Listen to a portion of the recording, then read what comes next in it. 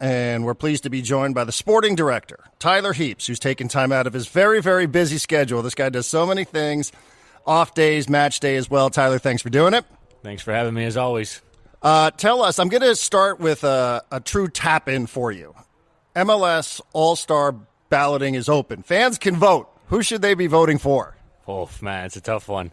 I think we have quite a few players that I would say would warrant a vote. I think some of our players, in terms of obviously goal contributions, the easy ones are Irving Lozano and Anders Dreyer, but I think a couple of our other players have been standouts for us as well, whether that's Jeppe Tverskov or whether that's CJ dos Santos or Chris McVeigh or Patty McNair. So I think we have quite a few options. I do know there's only one team this year, so let's see who the fans end up coming away with. Yeah, I mean, it really is. We've been talking about this a little bit. You can make an objective case for a lot of players on your squad in particular. I think Jeppe is probably the guy that's opened the most eyes, but your wingers, CJ as well, it's going to be tough. Is there any politicking going on? Because besides the fan vote, we also know that the Austin head coach gets to make some of these selections as well. Yeah, so I guess people's performance in the game will maybe lead to some more. No, but I think it is a credit to not only the players themselves, but also the staff and the system that we're playing in. I think a lot of people have showed that they're very good players and very good footballers, and some of them that people don't know as well. So it'll be interesting to see what they end up coming away with, but I'm excited for whoever gets picked. It will be well-deserved. Something new to SDFC, a little bit of news this week, the extension for CJ dos Santos. Any of us who have watched him play, who have learned a little bit about him, not just the player, but also the human being, you couldn't be more over the moon for a guy. Tell us a little bit about how that came to be here just at the midway point of season number 1. Yeah, I think it's probably an education for some fans in that you trade for contracts in this league. So we traded for CJ, obviously, right before the expansion draft, and then his contract comes with him. So he's obviously on an expiring contract. He was on a contract of what he was at his old club. He was the number 2 goalkeeper. And so it was something whenever we signed CJ, we had this conversation with him really early. We said, look, if you're here to be our number 1, go prove that you're our number 1, and we'll reward you in that sense. And I think he's done everything to prove that he is a number 1 in this league, not only out of possession and his shot stopping, but also in possession and with the ball. He's such an integral piece of our build-up. And so we were ready to reward him, I think, at this stage. He's had a tremendous start to our season. He's great in the locker room as well as on the pitch. And so it's somebody that we think we want to reward our people, and we want to keep him here for a long time, and we're fortunate that CJ does as well. When did he prove to you that he was the number 1?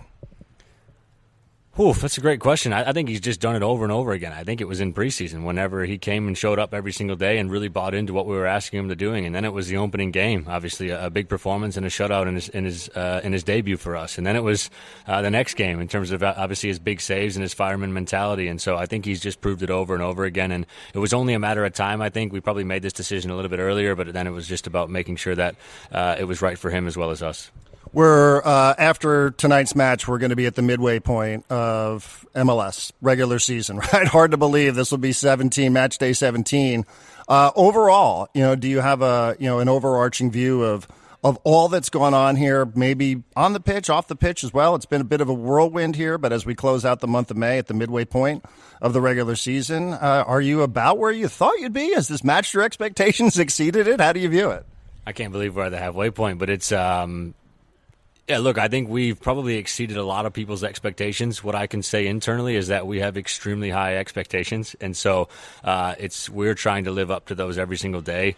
I'm confident that we've created a culture. I'm confident that we've created a style of play that people can see, and we've created a team that people are bought into.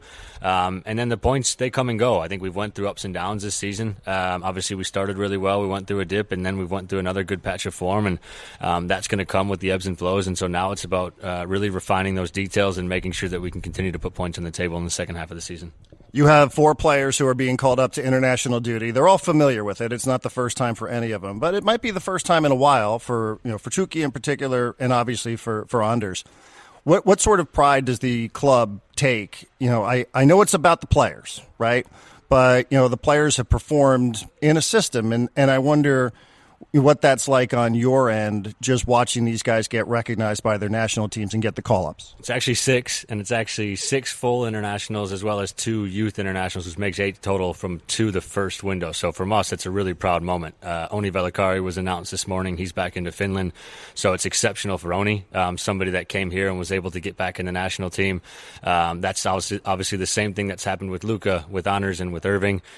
It is a credit to them, but it's also a credit to the staff and making sure that we're putting product on the field where these guys can be successful. And it's also it's a statement. I think it's a statement that we can now make in a recruitment pitch. If you can get back in your national team, it can be one of the best European national teams, or it could be obviously a Mexico or the USA. So it's a great moment, I think, for the club. It's a great moment for those individuals, and I'm hoping that they can go and hit the ground running and hopefully prove that they're at that international level in camp.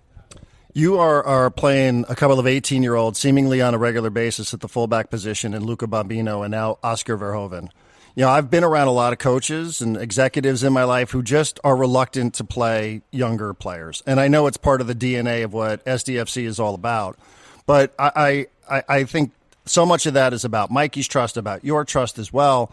I know better than to ask if you're surprised by the performances of some of your younger players, but how impressed are you by some of the play of these younger guys? Yeah, I think we are an environment and an organization that will give any opportunity if you're ready. And I think we gave that opportunity to Luca Bombino, and he's went and passed it with flying colors. I think he's shown in the last couple of games that he is an elite footballer. He's shown everything that we thought we were whenever we got him. Obviously, we got him whenever he had never made his MLS debut, and not only do we give him his debut away from home in a really important game, but now he's really gotten a run of games and proved of just how good he is. And I think you're seeing the same with Oscar. Obviously, it's unfortunate that Willie picked up his injury, but it's also why we went and got a player like Oscar, that we continued to improve the entire environment, included and just make this environment more competitive. And Oscar has shown, obviously, in his first couple of appearances that he is ready for this stage. And now it's about consistency. Now it's about continuing to train every single day at a high level, because they're going through a lot. They're going through, obviously, their first time playing in MLS. They're going through their first time learning these new principles and the style of play, and they're also learning what a locker room is like in a brand new club. So it is, again, a credit to those guys and how much they're able to do it. It's a credit to the staff and making sure that they're up to speed. But I'm really happy for both of them, and I think you'll see a number of players continuing that path. And again, it's part of the DNA of the club, which we're going to learn more about in the years to come. But how much of this also is Mikey, just based on him being part of academies, him being part of the youth national team with U.S. Soccer? How much of that is Mikey feeling comfortable in making the younger players feel like my manager, my head coach does trust me? Yeah, and that was a topic of conversation in our head coach interviews. We needed somebody that believed and trusted in youth, because that's what has made Right to Dream to this stage. We're going to have more players coming from our own internal academies. We're going to have our own players coming from San Diego soon. And so having somebody that's really committed to that philosophy, from myself to Mikey, it starts at the top, I think, in any organization.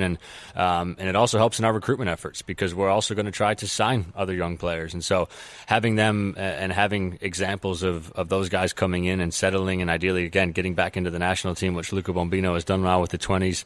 It's a really important message as we continue to harp out how we want to bring players through.